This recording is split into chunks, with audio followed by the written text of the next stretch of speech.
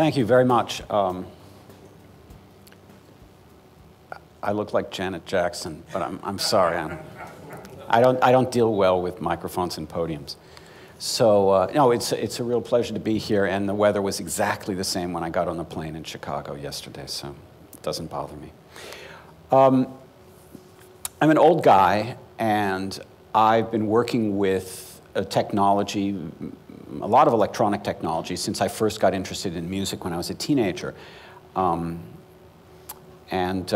that time, in the 70s, the available technology was either very expensive. You can think of Keith Emerson and the big Moog synthesizer, or was incredibly, incredibly simple. And being a student, needless to say, the route that I took was the simple one. And I've sort of wended my way through everything from little 1970s homemade circuits to early pre-Apple microcomputers to much more sophisticated programming environments that are available today, and now, strangely, like starting out as an incoherent infant and then returning to dementia, I feel as though, you know, there's a certain cyclical quality to my engagement with technology where in the last decade there's been a tremendous revival of interest in physical electronic. I think the technical word is gizmos. You know, it's the hardware-software divide. So what I'm going to talk about tonight and try to show you some examples is just different ways of interacting between a sort of an aesthetic pursuit and picking amongst a wide array of technologies that I've had put in front of me since I started, and just sort of give you an example of sort of how to take that raw material, which we have around us all the time, and repurpose it slightly. And Jared Diamond, who's a wonderful kind of eccentric American academic, he wrote a wonderful book called Guns, Germs, and Steel about the relationship of geography to the evolution of cultures. He has a beautiful twist on the old cliche of necessity is the mother of invention. He says that actually isn't the way stuff happens historically. Usually people invent things without having any reason, and then they hunt around for use.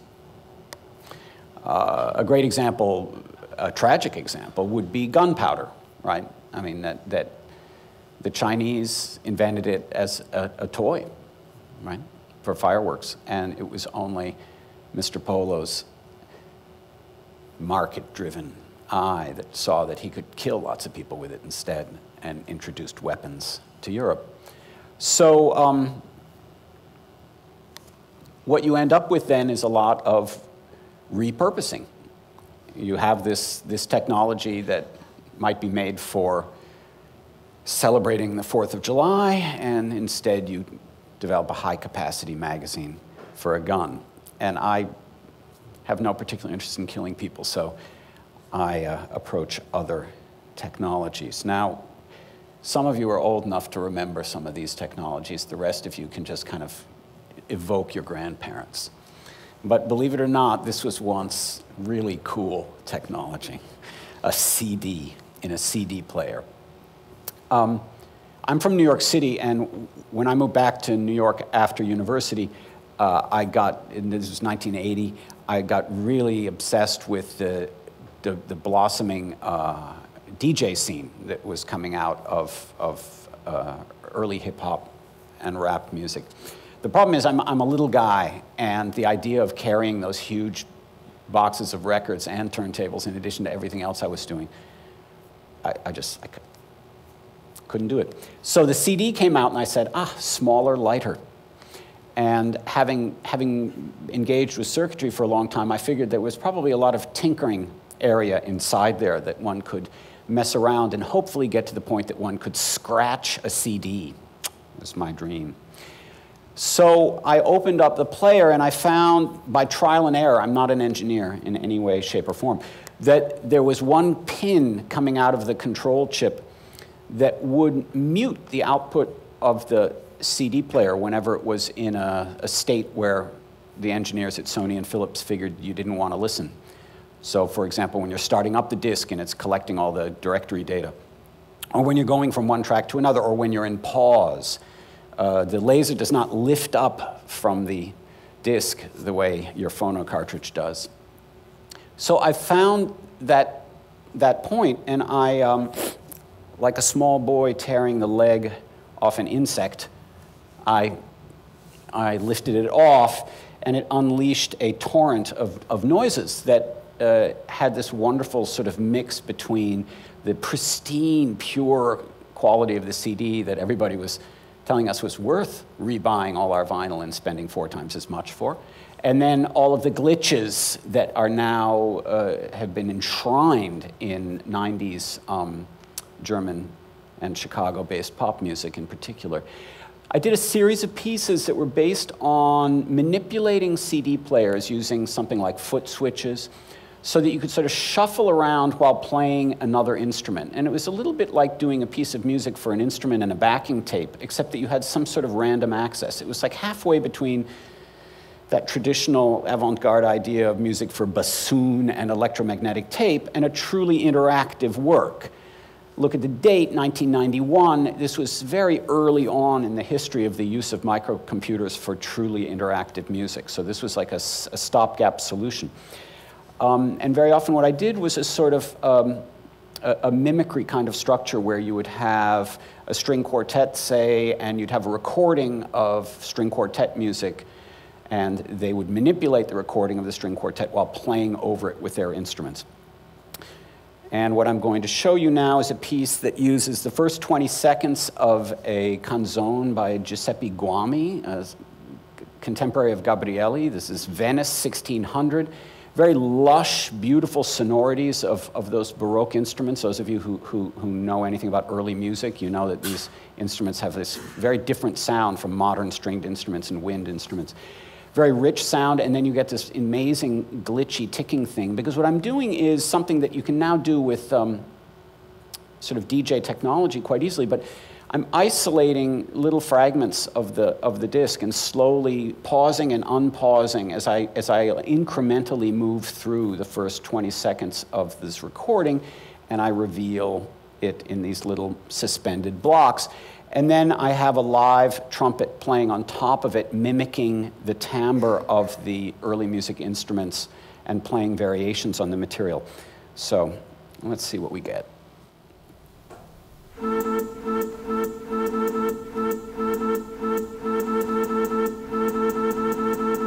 So that's the ticking CD.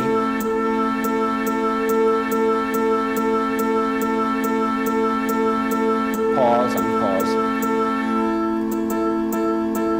Funny irregular swing to the skip. And the trumpet player starts in a moment here. And he's there. It's the guy with the funny hair.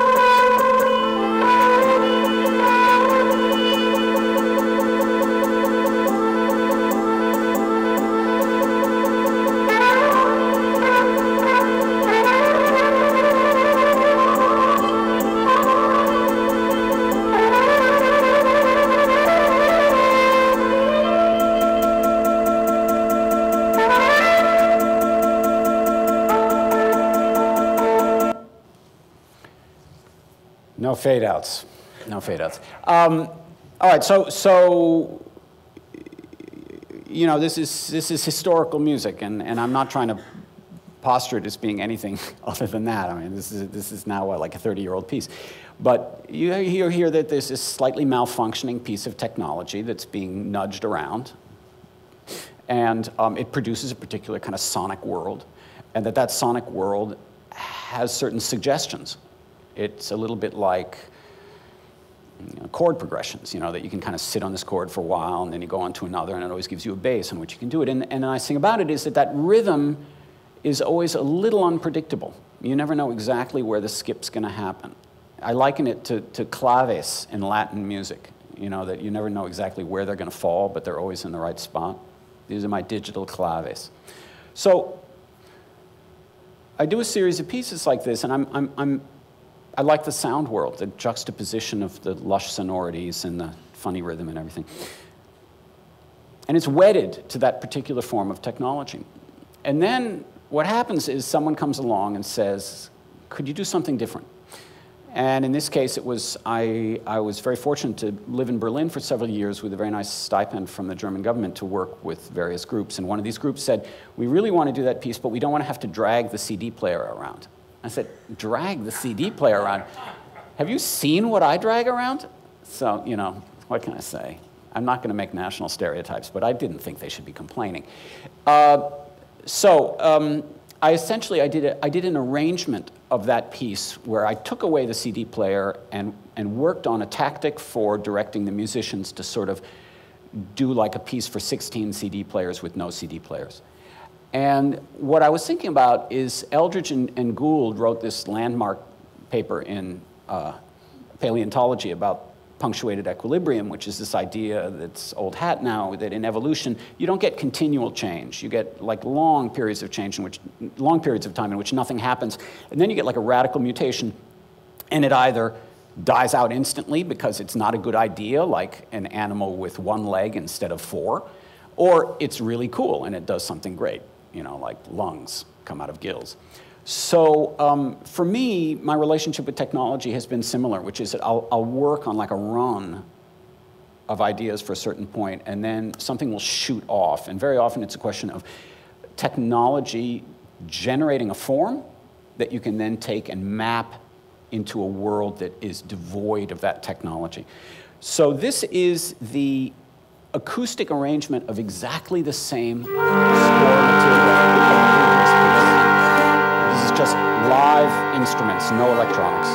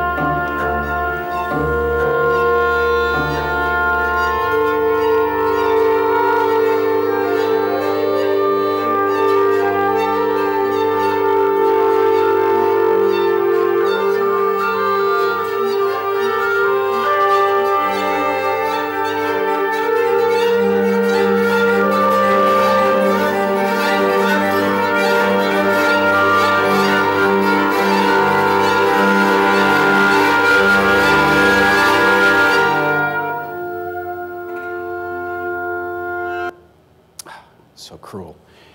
Okay, so bing, bing, bing. You have this idea of technology that's developed for a particular use, playing back your music collection. You repurpose it to do something that's different, turning it into some sort of an interactive device, a kind of a, as I say, a stopgap solution before truly interactive computer music. And then based on the artifacts that that technology generates, often as a side effect of its hacked nature, you develop these other musical forms that you can then transport over into other worlds. So that's like one way I work. And another thing that's interested me since I was a wee tot is dealing with fundamental acoustics as a building block for music. And any composer will tell you that. What are chords but fundamental acoustics? But I worked in the 70s with some really radical guys like Alvin Lucier, who was sort of like rewriting the book on how you would approach sound material. And I got very interested in the relationship of architecture to sound, in particular, room resonance and things like this. So one of the earliest works I did was a piece that used these very bizarre, limited edition, never terribly popular electronic modules that did manipulation of the phase of an audio signal to create a self-stabilizing network of microphones and speakers feeding back. You know, feedback. It's one of the great tools. I always tell my students, if you don't have any ideas, you can always feed back, all right? And this made a particularly lush, unhysterical, sort of 70s bell-bottoms and patchouli version of feedback. And it just created these endless, simple melodies that would cycle based on the acoustics of the room. There was no sort of control intelligence. It was literally just a self-stabilizing system that would self-generate. The patch, for those of you who love patch diagrams, this is 1974 vintage material you're looking at here. It was like that. It was great because you could take it from venue to venue, and every house had a different set of pitches to it. Every house had a different set of timings based on the acoustics. You throw an instrument in. There's a double bass player playing here, and they interact with the feedback. And I did it in the 70s, and it was like this, you know, sort of classic task-oriented piece of music. I did a software recreation of the circuitry, which is no longer available, at the beginning of the last decade, and it became a kind of a setting for much more open form improvisation. And the idea was always that you would reach down into the fundamental acoustic properties of a space and use that to generate the underpinnings of the music. Just like the rhythm of the skipping CD is what it is, and that's what your tempo is going to be. The pitches that come out when you set up feedback in a room, that's your tone row, that's your melody, those are your chords. And what happened was that after working with that idea a lot in the 70s, I started to take a similar approach to working with musical instruments. That is, look inside the musical instrument and try to do something with, as it were, the natural resonant properties of an instrument, rather than coming at it saying, that's a nice set of chords. Just look at sort of what happens if you, say, feed back a guitar on itself and just let the pitches come out. So one of the problems being an electronic music composer in New York City in the early 1980s is this was, you had to compete with beautiful boys and beautiful girls playing incredibly garish electric guitars at CBGBs, and you were there twiddling knobs. So I made a series of backwards electric guitars that looked just like electric guitars, and you could put them in the hands of those same attractive musicians, but they never used their right hand to strum it because all sorts of sounds would be played in to resonate the strings instead. And it turned the instruments into these sort of filters for found sound material. And I'm going to play you a little bit of a piece that uses a Hawaiian guitar, where I've put a little coil above each string so that I can play sounds into each string separately and resonate the strings. And those of you who have ever, I don't know why you would have, unless you're me, but if you've ever held down the sustain pedal on a piano and shouted into it, or spoken to your guitar, hello, you know what I'm talking about in terms of sympathetic resonance. So I'm speaking a sentence, and it's going into the low E string on the instrument. That's my voice resonating a string. Now I add the A string. So now there's two strings being resonated by my voice as I repeat this sentence over and over again.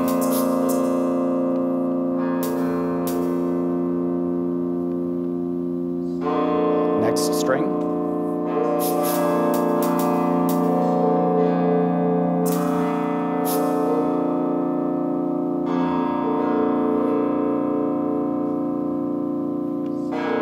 Four strings. So what it's doing is it's building up a chord that's being resonated by my own words instead of strummed.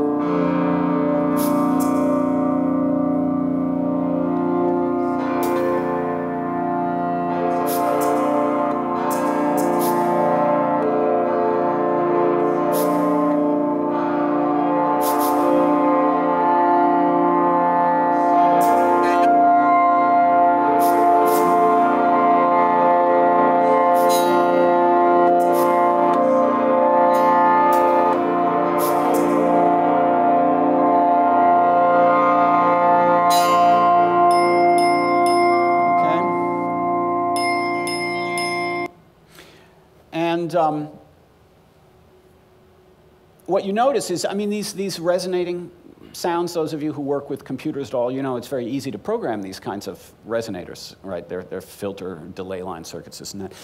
But because it's a real instrument, it's a physical guitar, you get all that other stuff around it that makes guitar music so wonderful, right? You get the little fret buzz, it's on the edge of feedback every now and then, so you hear something sort of get run away. And it's one of the nice things about taking sonic experimentation into the physical world is that you have these wonderful, what I call non-linear adjacencies, where you have one sound taking place and suddenly it breaks into something else. Try to think back to being a teenager and your voice doing that. I mean, that's what we're talking about, okay? So I did a series of pieces based on this sort of technology in various ways of kind of using musical instruments as it were as signal processors rather than as signal generators. And I have an old adage as a long-time freelance working musician that there's two Nick Collins concerts you can get. There's the one suitcase concert and the two suitcase concert. And the two suitcase one will cost you more. So when you're a working artist, you always make a cheap version of a piece and an expensive version of the piece, and you judge your market. You judge your market.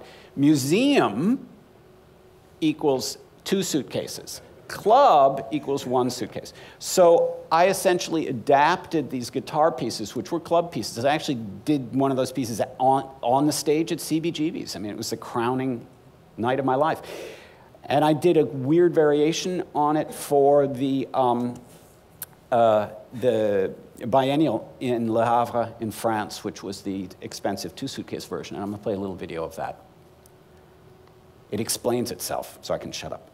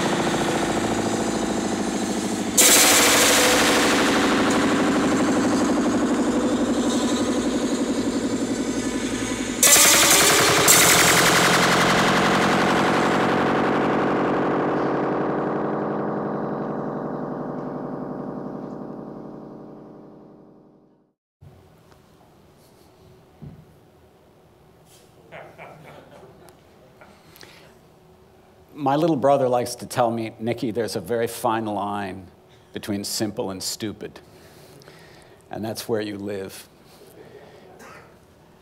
And lastly, you know, I wouldn't do what I was doing if I didn't get some element of surprise out of it. And there are artists, I think every artist goes through an experimental period in her or his life, you know, in which you're experimenting, you're trying different things, right? The vast majority of them settle on something that then becomes known as the mature style, yeah? I don't know, maybe I'm infantile, but I keep working at the edges of the stuff that I understand and the stuff that I know, and I keep trying to come up with things that produce results that, for me, are unexpected.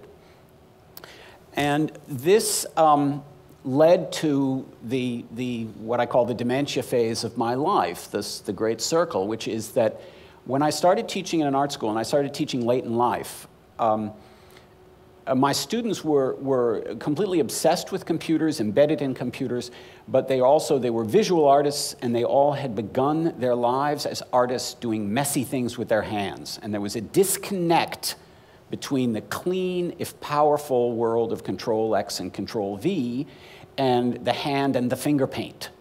And they were trying to bridge that gap. And they saw me as like a living fossil who actually remembered what it was like when people made little circuits that, you know, they touched with their fingers.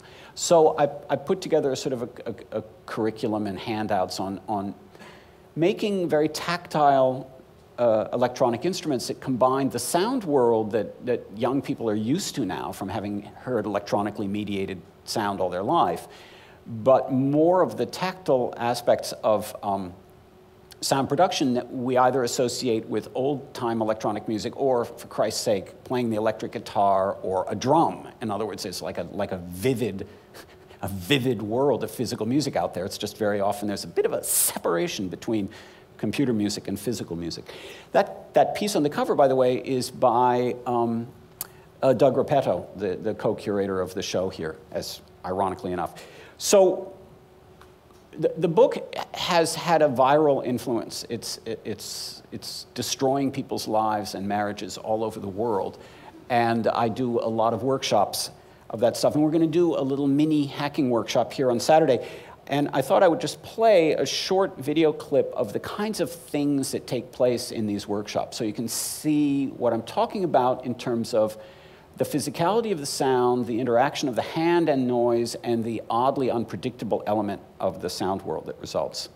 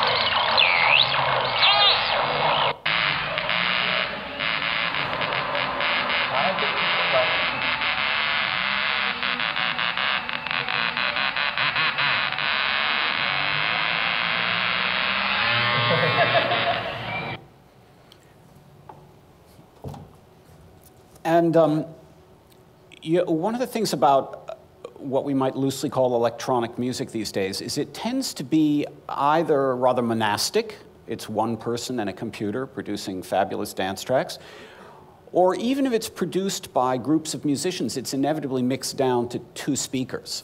And one of the nice things about being in a room with 25 people making little circuits is you get that very sort of old-fashioned idea of ensemble music. It's like being in the presence of an orchestra or a band, right? Which is that there's all these little individual sources of sound. And as a guy who's very interested in the sort of physical manifestations of sound in space, I found this very inspirational, and it's a sound world that I hadn't really heard for years before I started doing the workshops. And so, like any good teacher, I steal from my students, right? And so I've done a number of pieces since then that have sort of taken advantage of these poor guinea pigs that I have when I am doing the workshops. And I say, okay, I need 6 of you to work together and create this piece of chaos.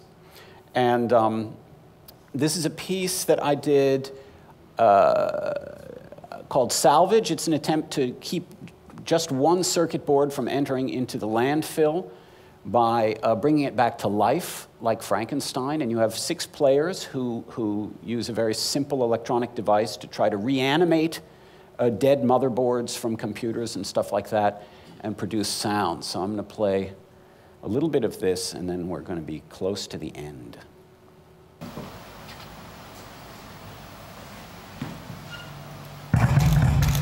So they use these probes, they touch the dead circuit board, and all of a sudden noises start to happen.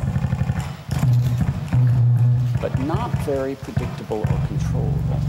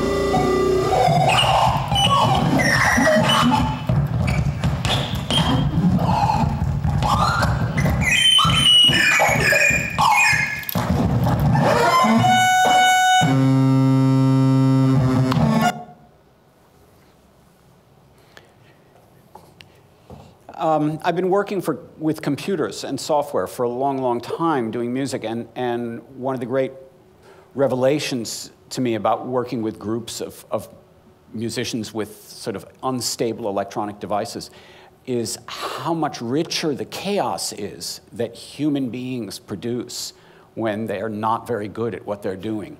And that is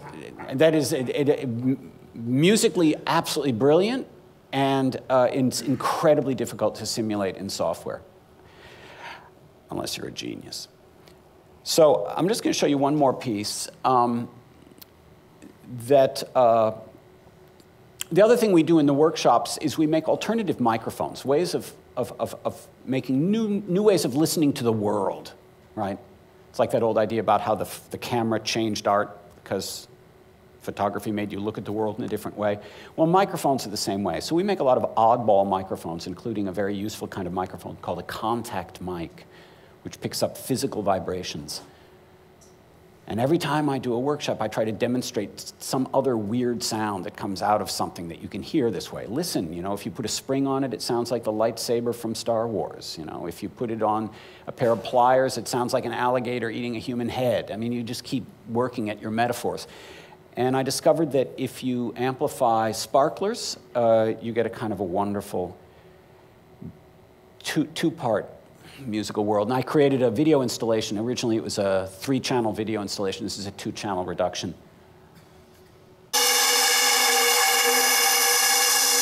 Just the sound of the sparklers.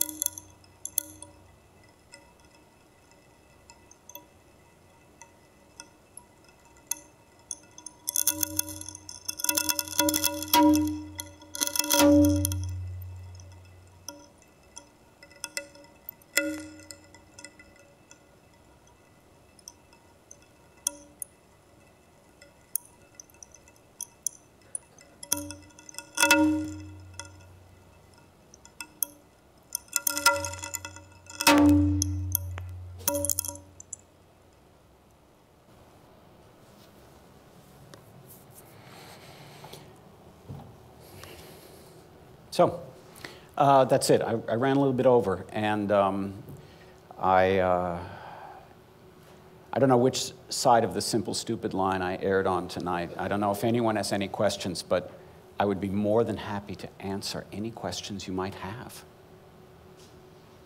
Thanks, Nicolas. Sorry, just we have 2 microphones going around the audience there, so if anyone has a question, feel free to raise your hand. Yeah, there's just a question in here. In the meantime, when Diana is coming down with a microphone there, do you know if you...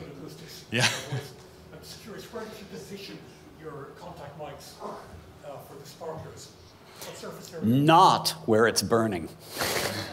No, the sparklers I'm using are the ones that have a wire stem, and they have, I think it's magnesium on it, and you always give them to children in America, which terrifies the bejesus out of them. And then they start to figure out what it can do, and then they become pyromaniacs. It's a 3-step procedure.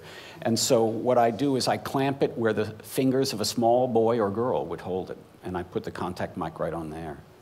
How do you secure the contact mic to it? What's resonating? Baseplate? A plastic clamp or a clothespin. I work at the very low end of technology. It's not, everybody looks at this thing and they say, so, and then like you used a computer. I said, look, it's as simple can be. So it's a contact mic, a clamp, and a desire.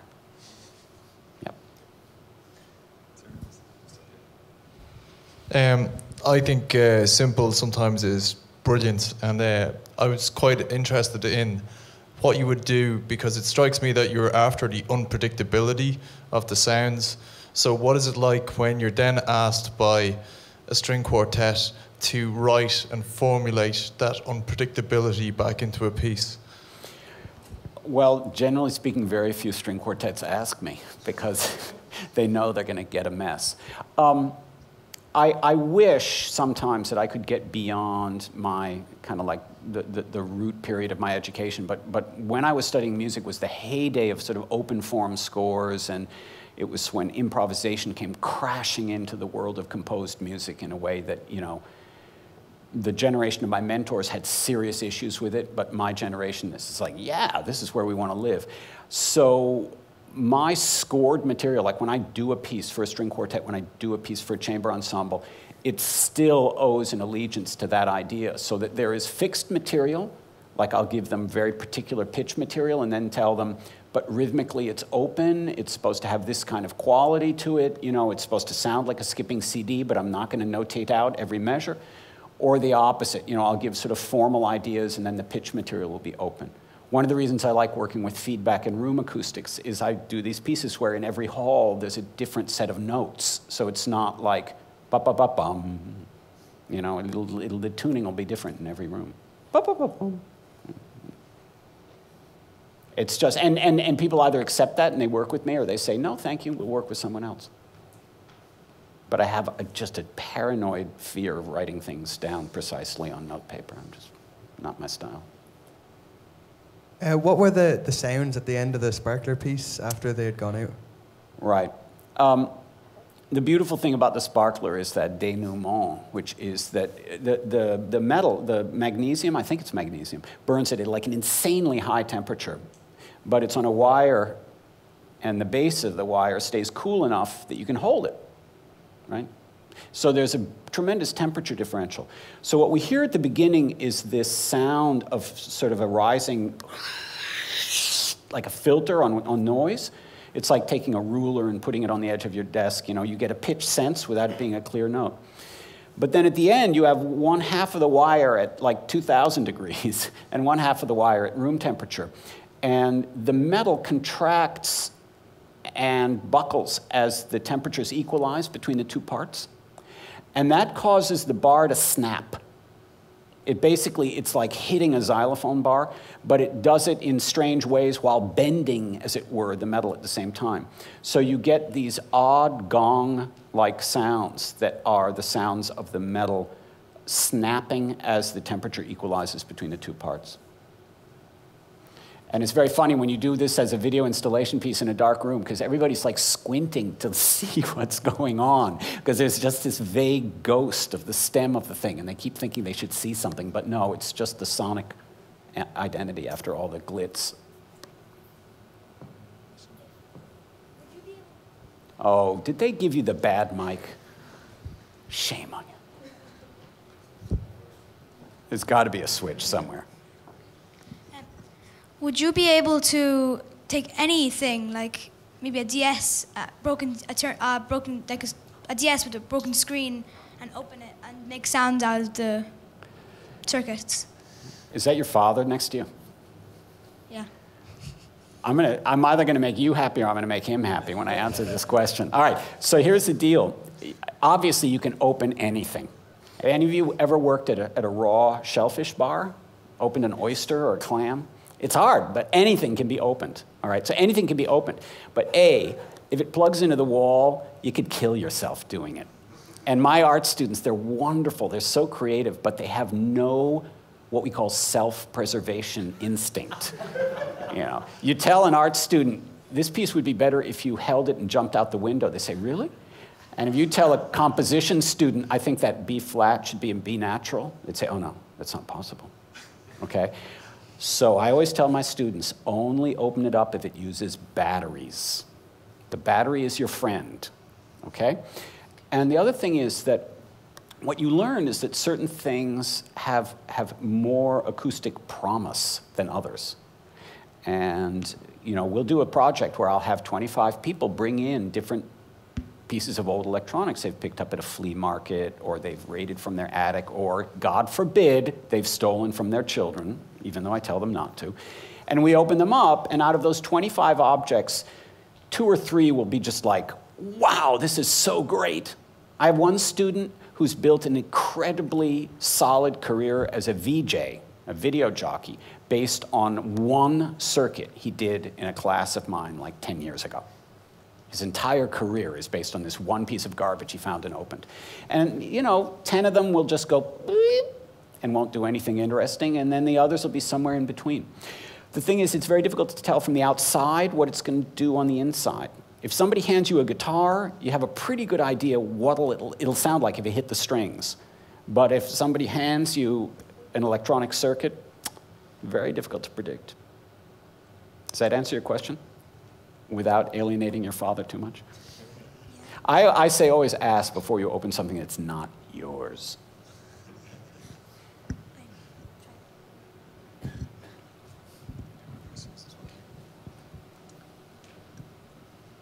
I'm interested in perception, and I suppose what there's issues you're raising around, like what is music, and like the pleasure of listening to a sound and the sort of the beauty or aesthetic that can come out of something. I'm still digesting what I've been listening to, but I was wondering, could you comment maybe on that? If I could comment? Right. You know, there's that old joke about this guy who keeps telling all his friends he has this incredibly beautiful girlfriend, and he can't believe he's such a lucky guy. And they finally meet her, and her face is completely asymmetrical, and she has two eyes on one side and everything. I don't think she's so good looking. And the guy says, what, you don't dig Picasso? You know, there are aesthetic frameworks that people bring to the idea of beauty. And you may be, for all I know, you're a philosopher, and you have actually made a profound and deep study of aesthetics and can trump me and say, no, there are absolutes of beauty. But I find that I go through phases in my life of sort of obsessing about particular sort of categories of sounds.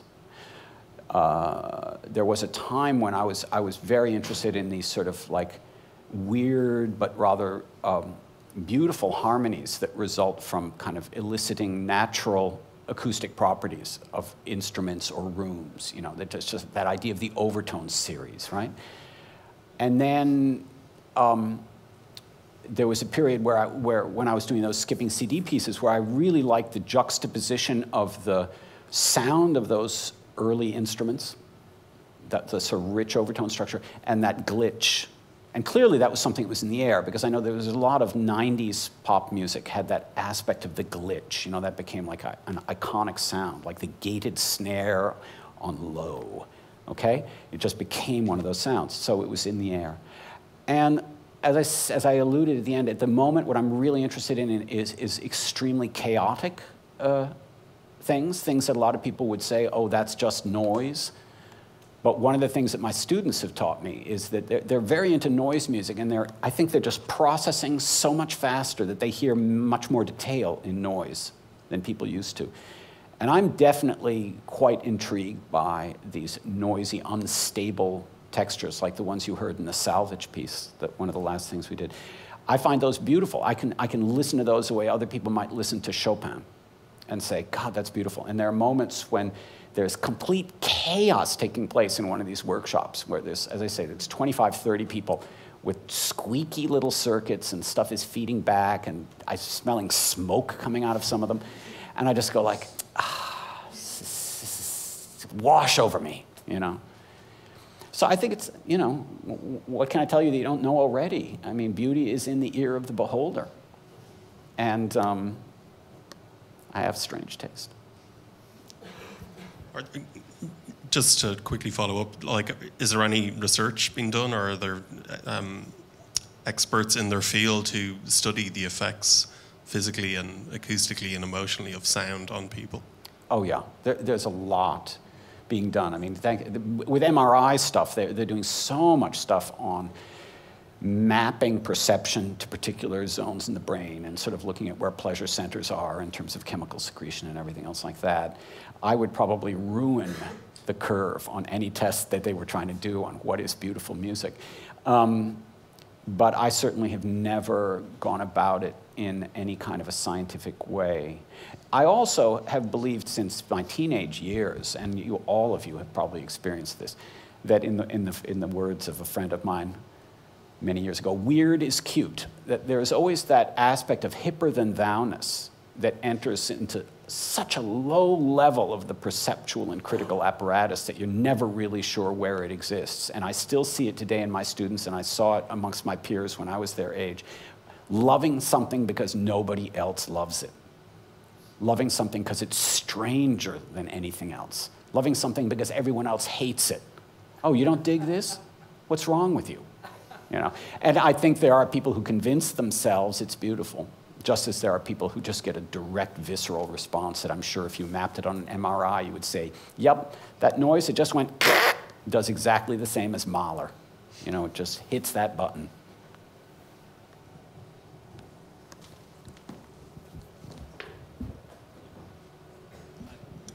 I just wanted to ask, musically, who are your influences? Influences. You know, when you get to be my age, you get very embarrassed about admitting that anybody could possibly have influenced you. I'm trying to ease myself into the maestro stage. Clearly, I'm too old to be an enfant terrible. I was very much influenced by Alvin Lucier, with whom I studied for many years. Primarily, two things about his work. I don't know if you know him, American composer. He's in his early 80s. He was very deeply obsessed with acoustical phenomena of various kinds, and that was a really strong connection for me. My parents were both architectural historians, and so I had this thing for architecture that suddenly clung to music when I met Lucier. And then there's a wonderful American composer who was associated with Cage and Feldman named Christian Wolff, who did very beautiful kind of scores that resemble logic circuits around 1960, 64, that were sort of proto-computer music pieces, purely acoustic instruments, but that was terribly influential for me. And then I spent a long time working with composers who built their own circuits, like David Tudor and David Berriman and Gordon Moma. And they were the ones who sort of made me realize that one could go in that direction and without being an engineer. So that was important for me. I knew Cage. I worked with Cage on many occasions. And for American composers of my generation, that's like a threshold composer. Music's before and after Cage, right? Many, many things come out of there. At the moment, I'm listening to a lot of Morton Feldman. That's my weepy side. And I'll have to say that in the 80s in particular, I was very involved in improvised music, and it was a really important part of my education coming out of something that was kind of compositionally oriented to be involved in that very active performance life and idea of spontaneous creation that free improvised music kind of brought into the world in the 80s. That kind of covers it. There's one more up there. Hi. Yeah, just two short questions, hopefully. The first one is, do you remember that first moment, that first hack that made you go, wow, there's something to this? And the second question is, do you still get that from time to time? Yeah. I mean, it's very funny. This is real nerddom here. This is going to give me like my nerd moment. But there was a chip, and it was one chip that I remember reading about when I was in high school. And you know, I don't know, it's some hobby magazine or something I read, and it said you could build an oscillator. And I said, cool, oscillator, man. That's like Moog synthesizer. And I bought one of these chips. It was insanely expensive. It was $5. Which in 1971 was probably $25, you know. So, but it wasn't $2,500, I tell you that. And I built the ugliest circuit the world has ever seen. My wife, I found it in an attic a few years ago. My wife, who doesn't have a bad bone in her body, looked at it and said, it looks like it was made by the Flintstones, all right? And it just made these wonderful woo noises. And it was like, it's like Ulysses going by the sirens. You know, it's like, boom, right up on the rocks. There went I. And the irony is that sort of kicked me into this whole line, that one chip. And I then discovered there were like 4 or 5 of my colleagues, a couple of them older than me, a couple of them my age, whose first encounter with the idea of making your own electronic music was the exact same chip. You know, the exact same chip, the exact same moment. It was like this gestalt moment for a generation. And I thought that was sort of interesting, because it was completely arbitrary in a sense, but it touched that many people in exactly the same spot. Kind of like the Stratocaster for dweebs. And I do still get that. I do still get that. That actually is why I'm doing these sort of group things now, because I find that when I work with groups of players with certain distribution of technology, I can still get that thing of hearing something I've never heard before, which gets to be pretty difficult after, well, I'm 109, so you do the math. A lot of years. Is there anyone else? I'd like to ask a question, actually, while Neil is taking the microphone down here, if I can. When you work in an area that steps away from one set of existing conventions, how do you avoid sort of creating a new set of conventions and getting trapped by those? Oh, that's actually, that's a great question. Not that the others weren't great. I'm not trying to, non-hierarchical here. I don't know how many of you know the wonderful English guitarist Derek Bailey. He died a couple of years ago, a wonderful, wonderful improviser. Very influential, and he wrote a book, first edition came out in the 70s, which was one of the first books on the nature of improvisation, where he interviewed musicians from many different types of music, including classical Indian music, a school of classical organ improvisation associated with French 18th century music, early 19th. And in his introduction to the book, he coins the phrase non-idiomatic improvisation as a way to describe what was happening primarily in the UK and in Germany at that time, what was called free improvisation. Well, he did a second edition of the book in the early 90s, and he did a second introduction to it, and he said, well, so much for non-idiomatic improvisation, now it's an idiom. You know, and of course, this is the problem, that I think one of the weaknesses of the whole idea of avant-gardism, the whole idea of experimentalism, is that you can somehow free yourself of conventions. And that it puts tremendous stress on novelty for novelty's sake. And also you end up deceiving yourself very often and thinking that you are doing something truly new when the odds of doing that are rather small. And I think that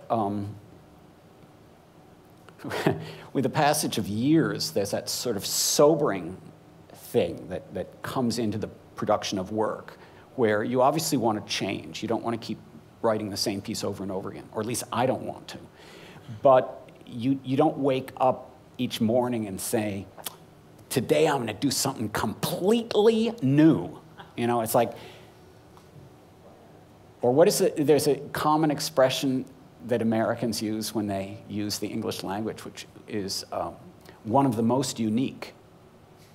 And you're there, oh, the most unique. That's an interesting one.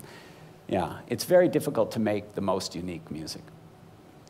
And I think you just, you know, you put up with it. I look at what I do in terms of incremental change, and every now and then, as I say, it's this sort of punctuated equilibrium, that everything seems to be moving very slowly, and then something happens like that, and you sort of embark on a new phase. But I will say that the older I get, the more difficult I find it to be satisfied with what I do. Jasper Johns, who's an artist who, if I were Jasper Johns, I'd be happy 24 hours a day. But he very famously once said, doesn't get any easier. Yeah. 85, it doesn't get any easier.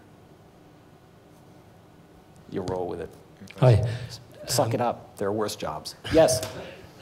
So you've said that your work is pretty experimental. I was just wondering if there was an influence you would like your work to have on more conventional music styles, or do you think it does have an influence?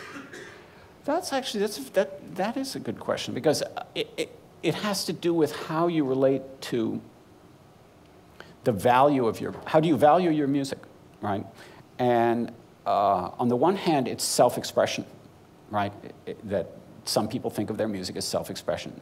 It's my soul crying out. It's my unhappy love affair. It's the fact that I lost all my money in a Ponzi scheme, whatever it takes. My car, that's the stuff I grew up with. My car, my surfboard. You know, it's some form of self-expression. Then there's that idea of the masterpiece. You know, the piece that will last and last and last and continue to be listened to, and possibly have an influence on two levels, which is the composition of other music and on people's lives. That people will go down the street humming your music and be happy, right? I've never been very interested in the masterpiece. I say it's career suicide, but I've always been interested in very ephemeral work that's captivating when you're in the presence of it, but that the minute you leave the hall, it's like, where was I? What did we hear? As a friend of mine said, not a good career move, Nick. Okay? And as I say, I got involved in teaching late in life, and when you start to teach, your power relationship becomes even more fraught and complicated, because you're instilling influence at a level that's beneath that of, here's a beautiful piece of art, do you like it, will it change you? You're working with kind of materials and ideas. And I have to say that the way I've worked in ensemble composition, working with players and groups of players, the things that I've done when I've done large-scale curating projects, because for many, many years I did festival curating, I'm interested in that degree of autonomy that comes when you set up group situations with just a minimal amount of guidance, or a very, very carefully targeted form of guidance. And I found that I made the move from that to teaching in a similar way, that I'm infecting students with certain types of things that I hope will mutate in a non-deadly but interesting way. And in particular, the hacking workshops and the hacking book, it's been very interesting to see how that's influenced people literally around the world. I've seen all these sort of like microcosms of offshoots of hacking culture that are deeply rooted in this stuff that I've put out there, for better or for worse. I was in Latin America in January, and I said, it's like bringing smallpox-laden blankets to South America in the 16th century. Nothing changes, You bring us in and we ruin your lives. They said, we're okay with it. So, does that answer any of your questions? My ego knows no bounds. You might be able to. I think we're going to have to leave it there, but thank you to everyone who came along tonight, and please put your hands together and help me thank Nicolas Collins once again. Thank you.